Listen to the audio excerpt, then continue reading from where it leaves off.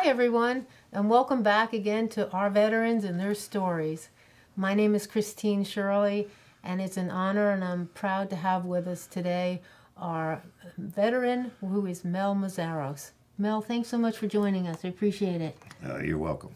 Why did I join the Marine Corps? I left college and I didn't do the right thing for my father. My father wanted me to be the first one in the family to be graduate college, and I went to University of Miami, keep Florida green, bring money. And while in Miami, I was doing the ROTC program, and I liked it. And I says, well, let me go back to Jersey over there. There's a military school, Pennsylvania Military School at the time. And I went there, and they have the same uniforms that they have at West Point. In fact, we played West Point in smaller sports, and I really got into it over there.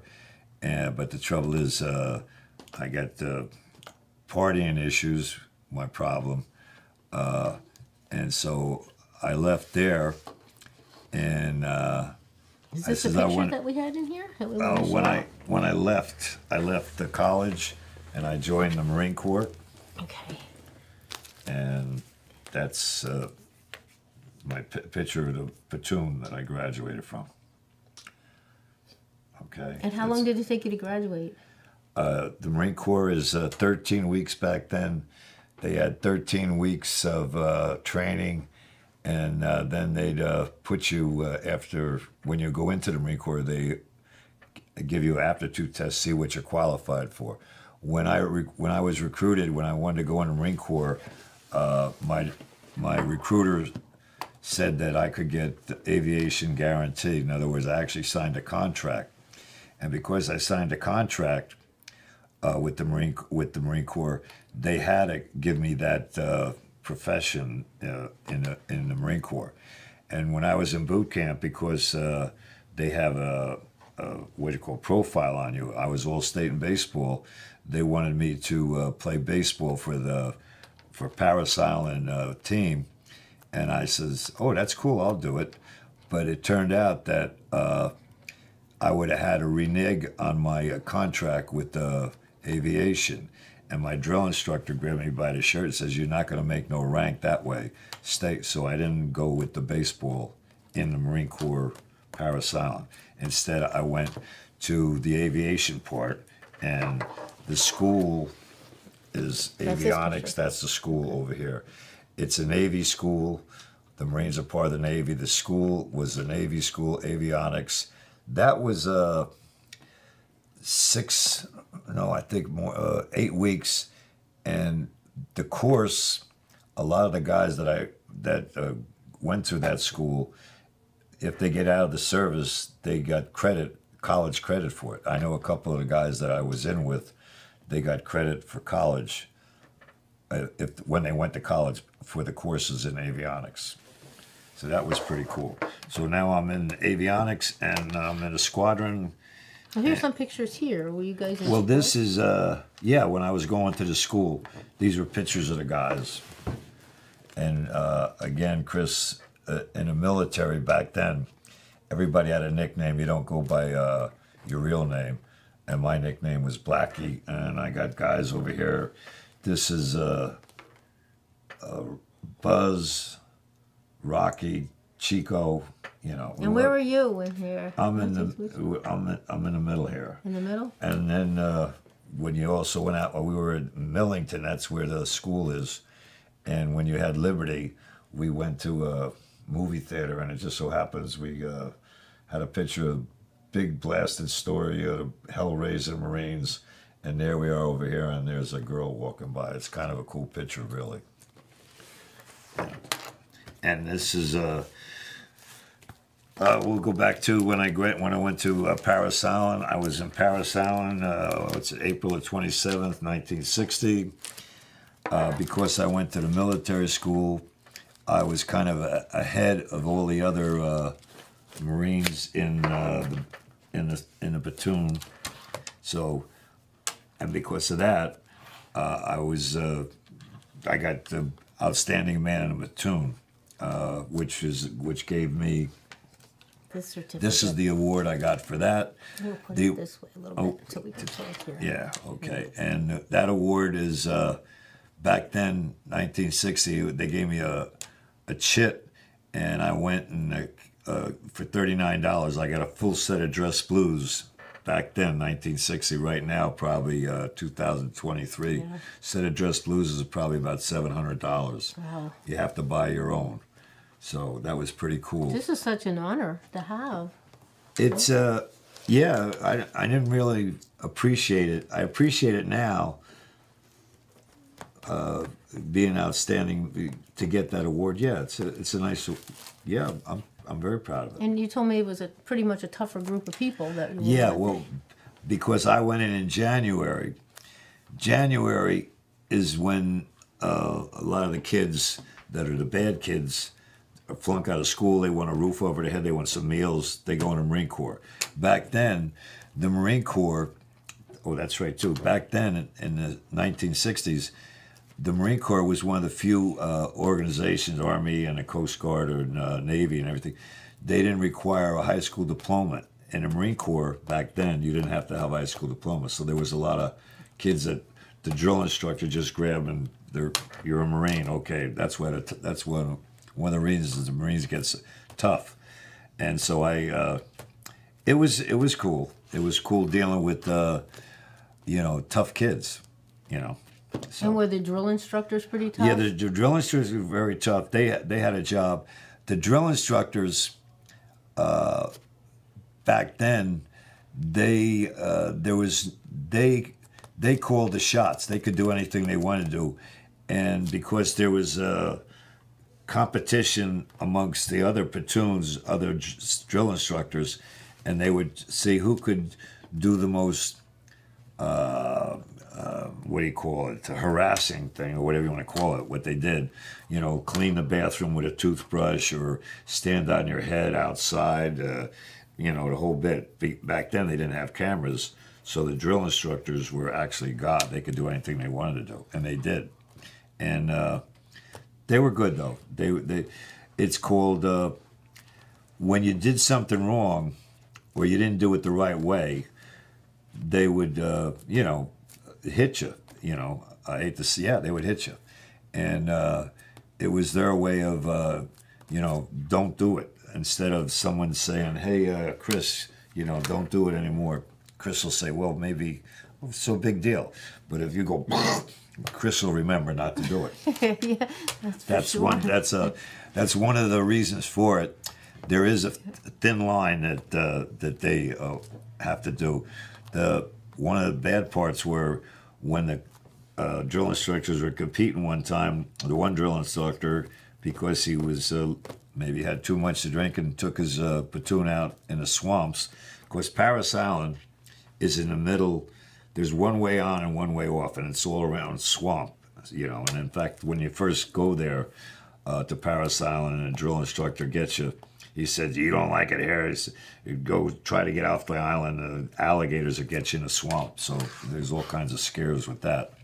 But what happened was this drill instructor took the guys out, and I forget how many were actually drowned. And it made a big story back, I think it was 1958 or 59, something like that. So that's it. Yeah. Now I graduate from there, and I go to my squadron, the aviation squadron that I joined, that I didn't join, that I was assigned to, okay? And that was VMA 332. This is our cruise book. Back then, you formed, there's many, groups to make up a squadron. I think I was telling you, Chris, about we got the flight equipment, metal and tools. Here we go. There we go. We got metal and tools. You got maintenance. You got ordnance, hydraulics, work procedure, and everything at work groups. And where were you? And I was in avionics. Where's avionics? Avionics. We went past avionics, didn't we? I think it's, yeah. Yeah, here it is. Here's avionics. This is avionics. Our job was to make sure the electrical parts, the radar and all that stuff was working properly for the pilots. And these are the guys that I was with. And because this is kind of funny, this is my buddy Tom O'Keefe, a real cool guy. He cut my picture out, and that's not really me in there. That's Tom. He was a class clown. Not a class. In fact, to talk about Tommy, in Iwakuni, Japan, that's where we got stationed. We went out in town, and because he was an Irish tough kid, a boxer, and we were in a bar with some Japanese girls, and Tommy was trying to, get associated with the Japanese girl, and her boyfriend came in, and he started doing but Tommy was a boxer, boom, boom, and down he went. So that just shows you people that when they could do something better, no matter what kind of act that this guy with the karate was doing, Tommy was a little bit better. Did he get in any trouble for that? No, it was out in town. It was quick. No trouble. We didn't get no trouble with that. So how long were you in Japan? The tour is 13 months. 13 months tour. Okay. We form in Cherry Point, and then once we're really good, we practice and we do a whole bunch of stuff, and then the whole squadron gets shipped over there to relieve the squadron that's there for their 13 months, so you don't stay in that place too long. That's in Japan back then in 1960. The one thing that I will say that was kind of hit home a little bit, because I was in Iwakuni, Japan in 1960, and 1945 is when they dropped the bomb on Hiroshima. And Hiroshima, we went, because we didn't have on our Liberty, a couple of the guys, we went and saw where the actual bomb was dropped, and you could still see smoke, because it was only 15 years from the actual dropping of the bomb. Wow. So, and the pictures there, that was kind of like awakening or something to realize how dangerous destruction that these weapons that they had back then compared to what they have now is mind-boggling, And okay, so now I got my squadron. We're over there. We're in Iwakuni, Japan, and we have missions practicing what we had to do. This is the squadron, the plane A4D. That was the plane, and we get shipped to Iwakuni, Japan, and we're doing our maneuvers and all that stuff. And what happened was, because Laos, there was a problem with the Chinese coming across to Laos, so they made us go to Udon, Thailand, and we weren't supposed to be there. We were like advisors at the time. In fact, where our squadron was based in Thailand, Air America was over here, CIA was over here, and again, those things we weren't supposed to be there. And because where our runway was so short in a jungle, we can find that picture. The runway. This one? No, runway? This is where they practice. Okay. The planes are actually capable of flying off a carrier and landing on a carrier. That's where they have a tail hook. What had happened was because in the jungle in Udon, Thailand. Okay, if I can find it over here. In Udon, Thailand. When we went to Thailand, here we go to Thailand. Okay, first of all, we were in a fill area in Thailand. And in Thailand, the jungle, the runway was so short that we had a same hookup that they have on a carrier for the plane to land. And then to take off, they put these jettison bottles because the runway was so short to take off quicker off the runway. And this shows you where I slept. Yeah, this is my barracks. I think that's it. That's the one you had here, yes. Yeah, that's where I slept with the snakes and it wasn't really that bad. No? You get used to it. There it is. What else was there besides snakes? They had all kinds of stuff. In the mud in the rainy season, But it was, and being in the air wing, we never had to blouse our boots, and we never had to do a mess duty. Of course, we were the elite, so to speak, in the air wing in the Marine Corps. Okay, that's and then we go. And you were there for 13 months as well? 13 months. After 13 months, we come back to the States, and then I got a different squadron. I went to VMF 451 in Beaufort, South Carolina, which is about 20 miles away from Parris Island, where I first started, and that's where I finished up. And I was, like I told you before, everybody does things during their lifetime. And while I was in the Marine Corps, before we were getting sent home, I was partying. I did something I shouldn't, and I got busted. Nothing bad, but I got busted to a PFC, and I kind of blamed the Marine Corps for it, but it was really my fault. So I had a bad taste in my mouth. And to this day, I really, if I hadn't have done that, I probably would have stayed in the Marine Corps. I know I would have stayed in. And you were there for how long? Total. From when I came back from Iwakuni, I was there for probably another year. Yeah, another year left, and then I just couldn't wait to get out. And the years were from what to what? What's that? You were in, what you served, for what years? I served from 1960 to 1964. January 29th, 1960 to January 29th, 1964. Yeah. Do you want to show us something in the other book you have here? This one? This is my Parris Island book. Okay. That's the one where I got the outstanding man of my platoon. Okay. Is there any pictures in there that you might want to show? Okay, I can show you the one, the training that we go through for the 13 weeks is pretty cool. And this is all the stuff they did. And we did it in January, and people think South Carolina is warm. It gets cold over there. It gets real cold. And then this is... That's you, right? Yeah, that's me over there. One of the things they do is, in case, to sleep in a tent and everything else like that. That's me over here. Any memorable experiences during this time? Only because it was so fast. They want to get you, the 13 weeks. You have 1 week of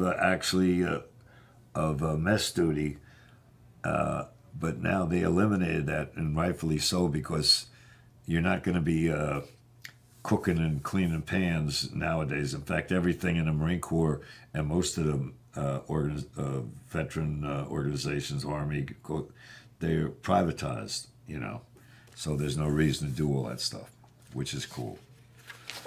And okay, and then the awards thing. But what we do, most of the 13 weeks was really marching and drilling and running and keeping you in good shape. That's all we basically did. That's what I remember most about it. To prepare you to be a grunt. Because I was going in the air wing, I didn't even have to go to the advanced training. In other words, after boot camp, most of the guys went to advanced infantry training. They sent me to the school. And the school that I went to, the avionics school, was like 8 to 10 weeks. I forget what it was.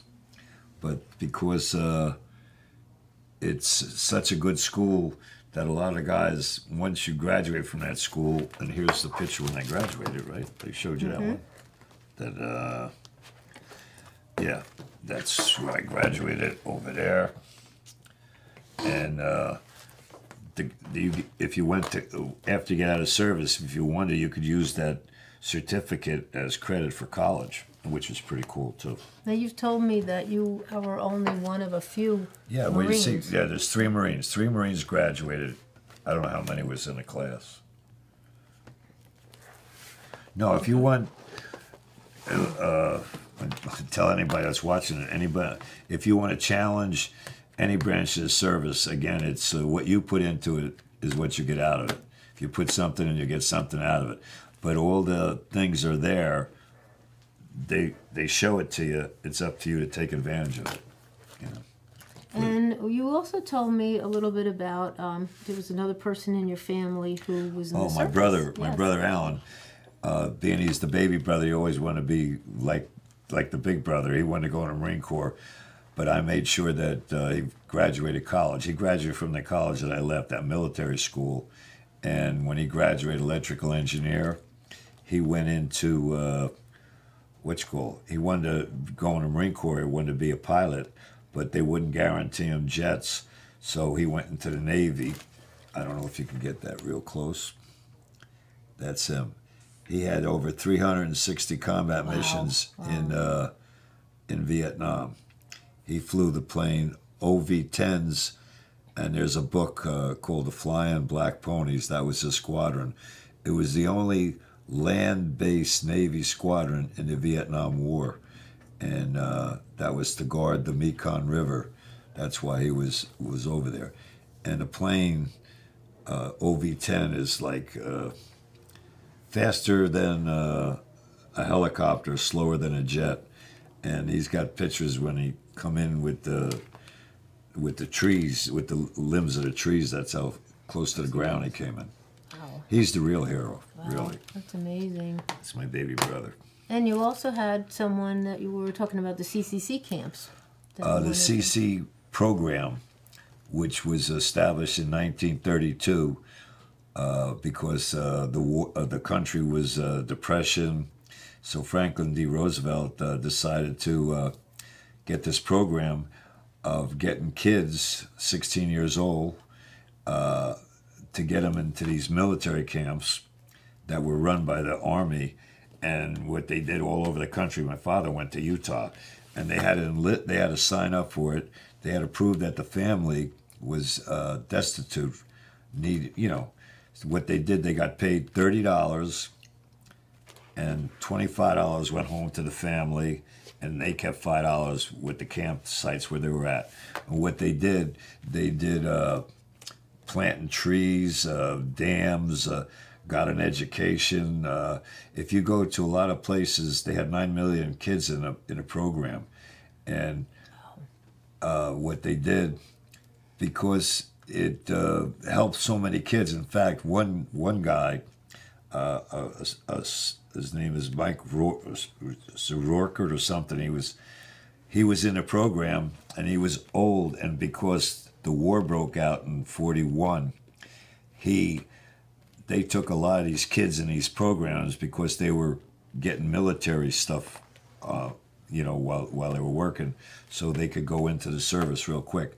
And the one guy that was really in the program was one of the guys that raised the flag on Iwo Jima, Mike Strack.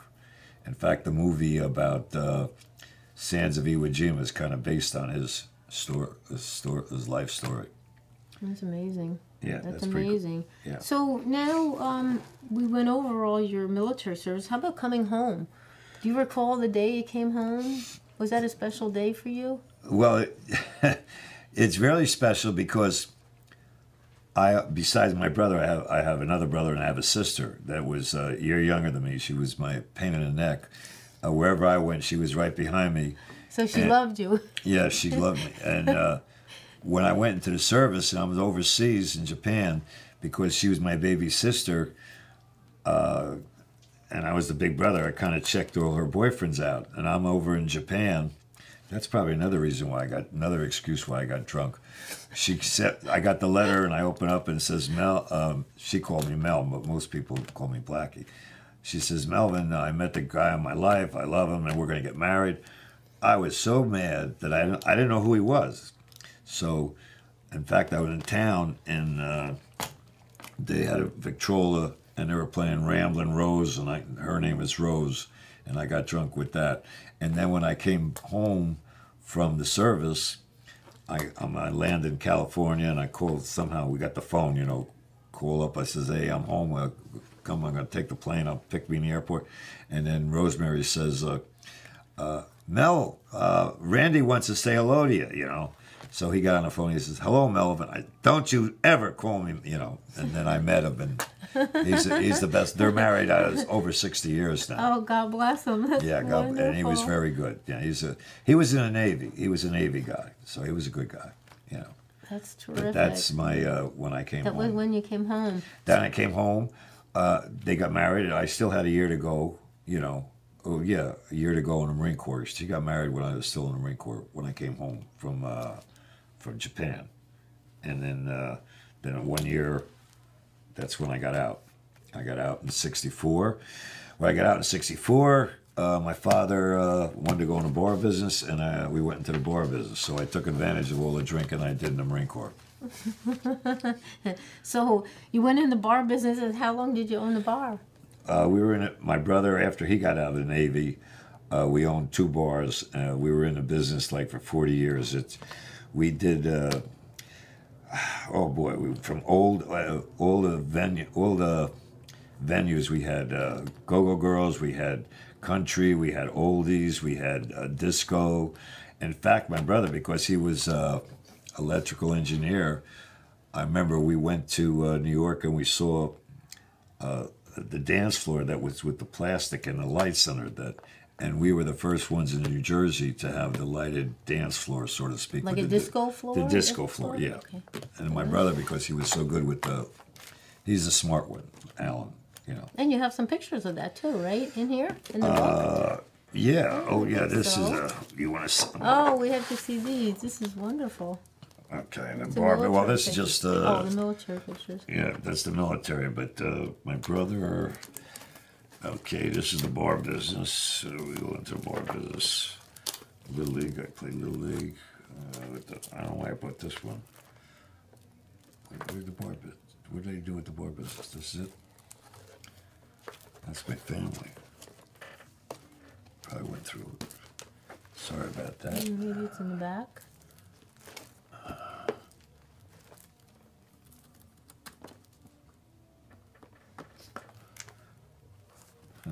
It's got to be back here. Oh, yeah, there's the bar business. Oh, there you yeah, go. There we Okay. go. Mel's Lounge. This is back in the 60s. I don't know if anybody watching the show went to Mel's Lounge, Brothers 3, Club 35, Music Box, Bachelors 2. They were 2 clubs. We just kept changing the names every once in a while to make people think it was a new club. So it sounds like you had a successful career at this too. It was, yeah, it was back then. Everything, there was no credit cards. Everything was cash. I really should have a secondhand smoke because we made more money selling cigarettes back then. But again, with my father, because he smoked cigars, I grabbed it when I was 4 years old, and I got so sick. And even when I was in the Marine Corps, I tried to smoke, and I could never smoke. But you had some military pictures here that looked very interesting too. What about this? This is because I joined the Marine Corps. I joined John Basilone Marine Corps League. I was awarded Marine of the Year for our detachment. That's wonderful. That is really an honor. Yeah. No, it's Yep. And here's cool. another picture too. This is really. That's when we did a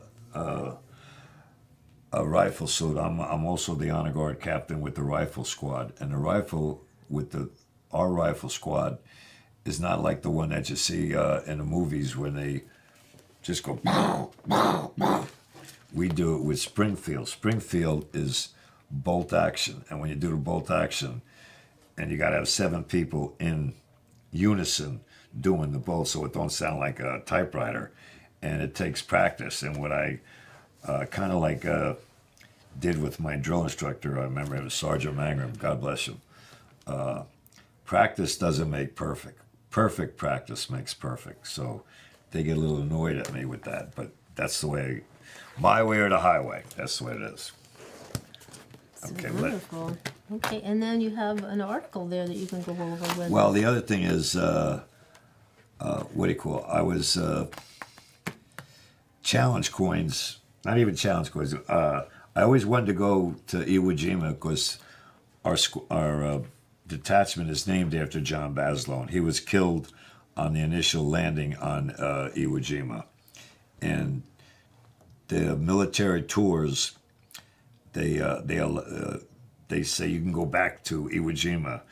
Iwo Jima is only 2 miles by 4 miles wide. There's nothing there except at the time, during World War II, they needed that because the planes were bombing Japan and they wouldn't be able to come back. So they wanted to get Iwo Jima, this little island with the airstrip, and the logistics of, we had this 2 by 4 mile island with the Japanese, and we had 60,000 American troops around it. We bombed it for 4 days. We bombed it, but we didn't realize that the Japanese had been there for so many years. They had tunnels, and they were down in the tunnels like 2 stories down, and all these bombs back then didn't do no damage. And when they said, okay, we thought we could go hit the beach, when they did stop the bombing, they hit the beach. That's when the Japanese came out of the tunnels and killed, like 2,000 Americans that day, which is, I mean, not that day, but over a period of time to take that little small island. They thought it'd be a cakewalk, but as it was, it took from February the 19th, I think, to March something before it was secured. And even then, when they called secured, they didn't realize that all the tunnels that they had there, they had the Air Force was coming, in, and they landed, that some of these Japs that didn't give up came out and killed 21 of the guys in the barrack, in the tents. Goodness. So it's, but anyway, so I went to Iwo Jima, and I went there because Lee Ermey was there. They had the 60th anniversary of the flag raising, and I was very fortunate. I went there with a Medal of Honor recipient. Jack Lucas was one of the guys that got the medal on Iwo Jima. I forget how many servicemen got the medal on Iwo Jima because of hitting the beach. They kept going, and they couldn't dig in because it was black sand. I actually walked that sand. You can't dig into that. And they were like sitting ducks, But anyway, I was there with a Medal of Honor recipient, and we were on top of Mount Suribachi. It's not really that high, but that's where the famous flag raising was. And there's a pole right where the original flag raising was. And what happened was, because we had a lot of dignitaries to go on the trip, we're only allowed on the island for a couple hours, and we go from Guam to Iwo Jima, and then they take us all around the island and show us all the stuff. And we're on top there and putting a rope on a flag, and the rope broke. And what happened was, well, I hope I got the picture. What happened was, I just happened to be there with young Marines that get handpicked to go on a trip. It cost me $5,000 to go on this trip. We took the pole out of the ground, and as we raised it, there was some newspaper people. They took a picture, and it's it looks like a flag raising. So I tell everybody, I'm the oldest Marine to raise the flag on Iwo Jima. Wow. Not the first time. I hope I have that picture. But what an honor. Yeah, it was I made well, to go off quick, this is the statue of all that represents the CC program. Okay, that was my father, because he paid out of his own pocket $20,000 to have this statue. That statue's all over there's probably about, how many states we got? 51. I think there's about 20 of these statues in each one of the states, because back then when they had the program, each state had doing something, planting trees, making dams or whatever. Let me get the what do you call it thing. As far as the flag raising on Iwo Jima, which is very, here it is. This is it.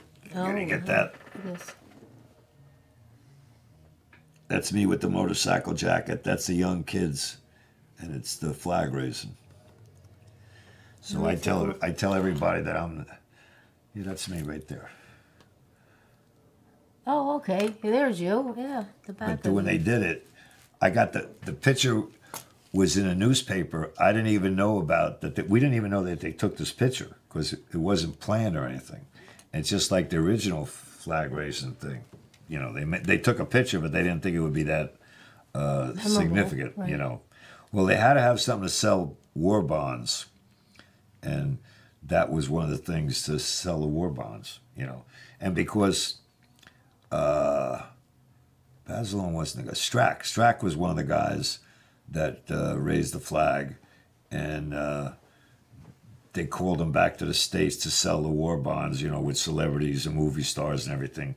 Of course, you need money to have wars. Right, You don't have money, and you got to raise money. And one of the ways people give money is with celebrities.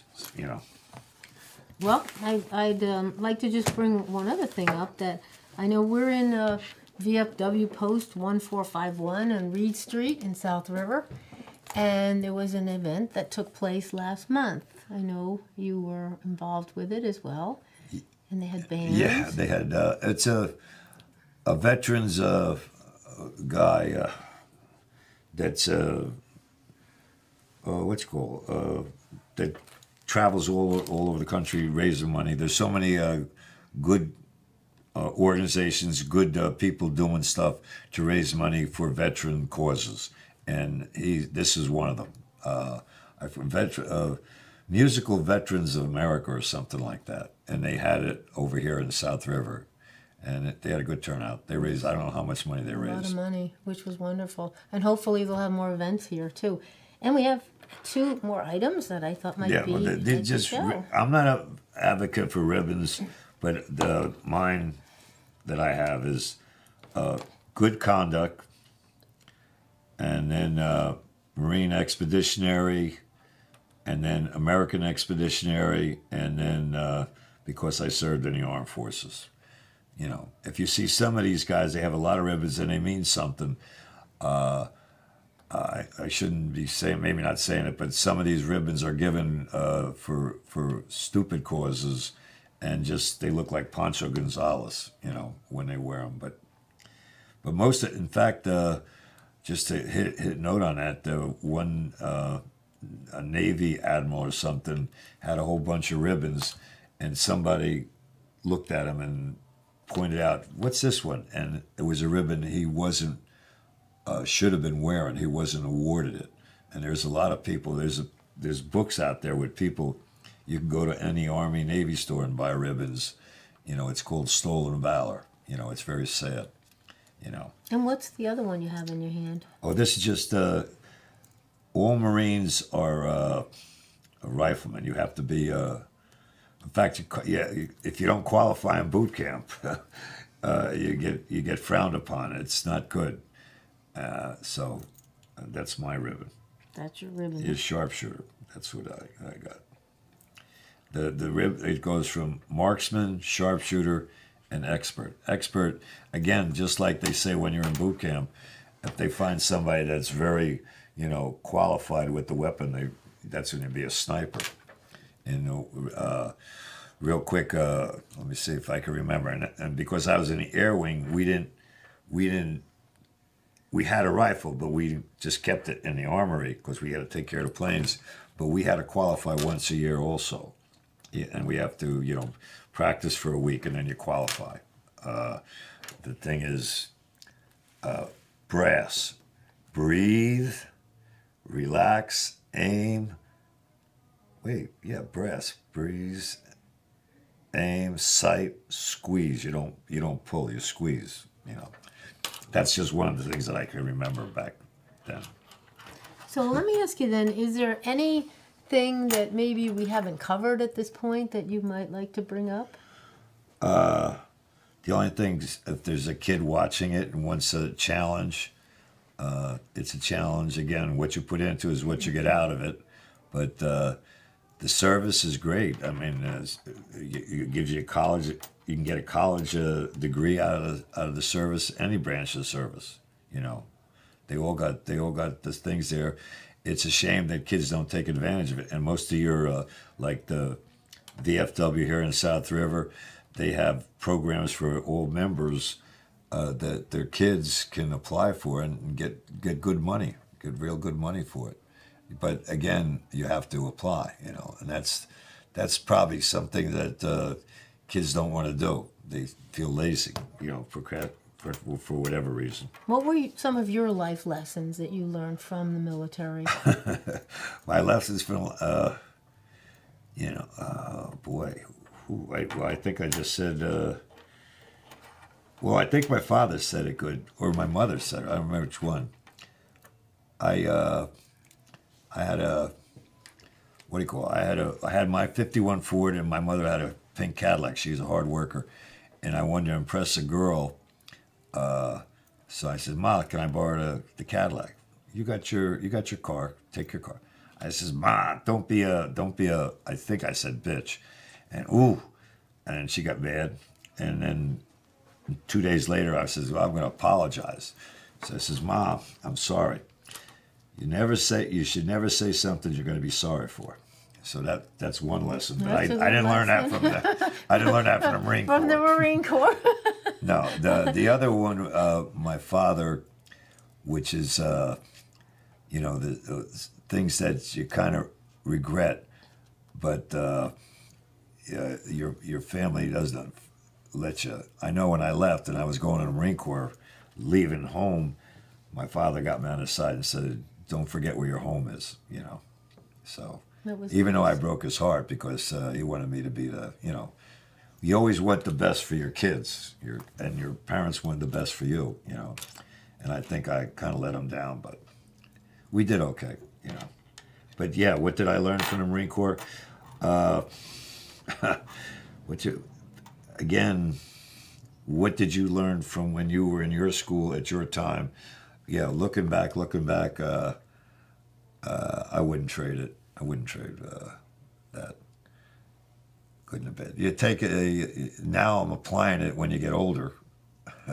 The lessons that you learned in the service. Teamwork. Teamwork.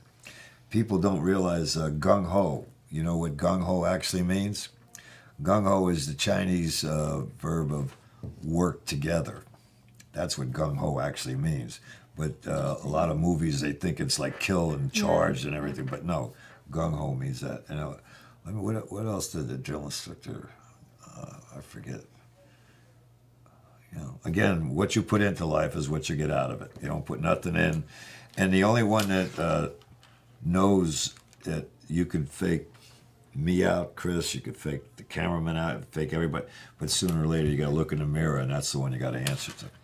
Very true. That's right. You're right. Is there anything else that we haven't covered, Mel? What do you think? You covered enough. I did. This is what do you call it? For children too. So we got to keep it that way. That's a bar owner's mentality. Well, you did a great job. I think you did a great job. Well, we want to thank everyone for joining us today on our veterans and their stories, and we really appreciate having Mel here and coming from the heart and telling us all about his military experiences, and it's something that we will cherish. So I thank you so much for joining us, Mel, please. You're welcome. And God bless America to everyone. Semper Fi.